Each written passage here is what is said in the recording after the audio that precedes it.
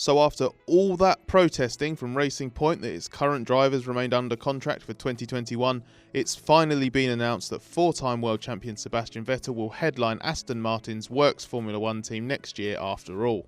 It's become one of F1's least surprising driver market moves, but ex-Ferrari driver Vettel will replace Racing Point's Sergio Perez in 2021 for the team's rebrand in the Aston name. Signing Vettel is a big statement of intent for a team that's not won a Grand Prix since its Jordan days, and it's undoubtedly exciting, but whether it will live up to its own lofty expectations is just one question raised now everything is official. Quickly before we go any further, make sure you subscribe to The Race if you haven't already to watch more videos like this in which we show enormous restraint not to start with cringy jokes like Aston Martin's new F1 driver has been revealed and the name's Vettel, Sebastian Vettel. Sorry. Is Aston good enough for Vettel?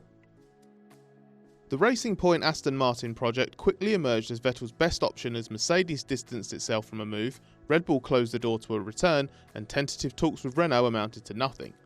McLaren was never even interested. Vettel was open to sabbatical or retirement, but always said he was keen to commit to a new project if it appealed, and 3-year deals have always been his preference in Formula 1. There's no disputing the fact that Vettel's had to go with the best compromise, as the teams that can offer him what he really wants weren't interested. But this has a lot more potential and appeal than, say, replicating his former teammate Kimi Raikkonen's slide to a team like Alfa Romeo.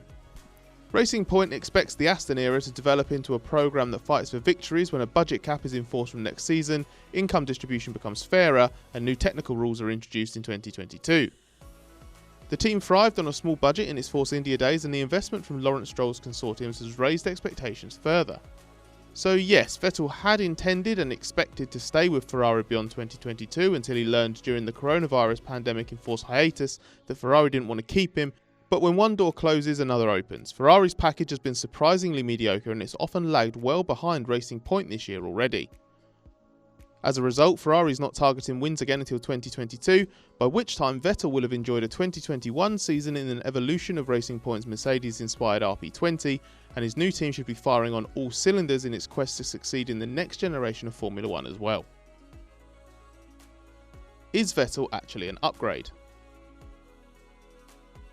On paper, a four-time world champion replacing a sporadic podium finisher to lead such an exciting new F1 project is a no-brainer, right? Well, Vettel's performances have at times not been befitting of a world champion in recent seasons, and that's why a question mark exists. Vettel can't be held fully responsible for suffering the worst season of his Formula 1 career. Ferrari's backward steps that we've already talked about is evident. He's had all manner of problems as well. A brake issue in the season opener, teammate Charles Leclerc rear-ending him in the Styrian Grand Prix, myriad reliability problems curtailing his practice time at the first Silverstone race, and an engine failure in practice at the second. He then got a new chassis in Spain and finished 6th after executing a difficult strategy that Ferrari almost fumbled before the team's form nosedived in Belgium and Italy. But within that have been cases of Vettel misfiring as well. He's lacked a couple attempts to Leclerc at most races, and his speed was never really the issue before. He's had needless spins in the Austrian and 70th anniversary Grand Prix, and he's appeared limp in combat. Okay, he lacks a sharp weapon to fight with, but he's got stuck in races a little too often. It's not done much to dispel the notion that Vettel has a lot of quality attributes, but he's not a great racing driver. There was a lazy Vettel can't race with other cars rhetoric earlier in his Red Bull days, which felt a bit harsh, but it has found a second wind in this phase of Vettel's career, and now it's a bit harder to object to. His 2018 and 2019 seasons featured multiple errors that contributed to the collapse of his title bid in 2018, and then the shift in focus within Ferrari to Leclerc a year later. The mistakes have continued this year to give Vettel a major error rate of 1 in 5 over 2.5 seasons. If Aston's going to become a leading team, or even continue to head the ultra-competitive midfield, that simply cannot continue. Does this lineup hurt Aston's credibility? Do not underestimate the calibre of driver Vettel is replacing. At 30, Perez is at the peak of his career and has developed into the driver that McLaren and Ferrari thought they were fighting over years ago. Perez's ultimate one-lap pace might be lacking compared to an elite driver that even some of the other midfield teams can count on, but it's a small deficit that has almost always been made up for with exquisite Sunday performances. The team has described Perez as having built-in traction control, making him one of the best weapons in F1's tyre-sensitive Pirelli era. So bringing in a driver of Vettel's status is a huge boost to Aston's credibility, but at the same time this is undermined by the choice of driver he replaces. Lance Stroll has enhanced his reputation with consistent performances during 2020, but Perez has been a formidable performer over a longer period of time and would likely be ahead of his teammate on points so far this year had he not missed 2 races and been hit with some bad luck.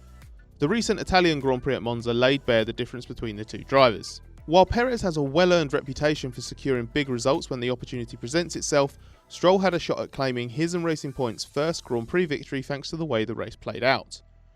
And yes, he finished 3rd, but he threw away a shot at winning with a bad restart in the process.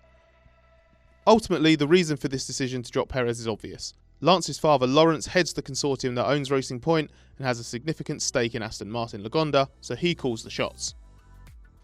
When it came to the question of who partners Vettel in 2021, it gave Lance a genealogical advantage that Perez, even with years of success and significant sponsorship, simply couldn't overcome. And it's not that Lance is a bad F1 driver, in fact he's a very decent one and is still improving. It's just that Perez has so far been better. What next for Perez? Amid all the excitement for Vettel, spare a thought for Perez, who has done so much for this team in its current form and previous life as Force India. It was Perez who scored 5 of Force India's 6 podium finishes when the opportunity arose. It was Perez who led Force India to back-to-back 4th places in the championship. And it was Perez who instigated the legal proceedings that ultimately safeguarded the organisation in its dying moments as Force India and triggered the Phoenix-like revival as Racing Point.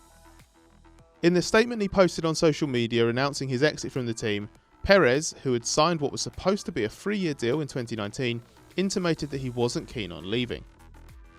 He said, "It hurts a bit as I bet on the team during very rough times. We managed to overcome obstacles and I'm very proud of saving the jobs of several of my teammates. I don't have a plan B.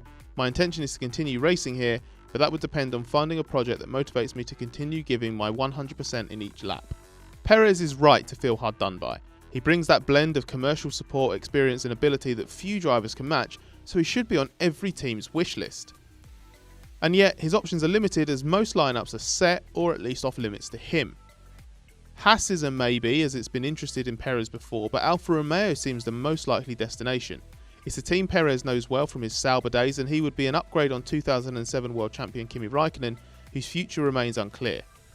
That would at least be a team that has a history of punching above its weight, even if the Alfa era has been weaker than hoped for, and Perez was a big part of some of Sauber's giant-killing days prior to his move to McLaren. Plus, it's exactly the sort of operation that stands to gain from a budget cap, new technical rules and fairer financial distribution, aka F1's new era. In the circumstances, that move's probably the closest thing Perez could count as a win. It's just unfair that he has to compromise at all. But how harshly do you think Perez has been treated? Was it a no-brainer for the team to pick Vettel and for Vettel to say yes? Let us know in the comments below and give us a thumbs up if you like this video. We'll have loads more for you over the rest of 2020, but like Vettel and Aston Martin, we're also super excited about what's in store beyond this season as well. So subscribe and ring the notifications bell to make sure you're a part of it.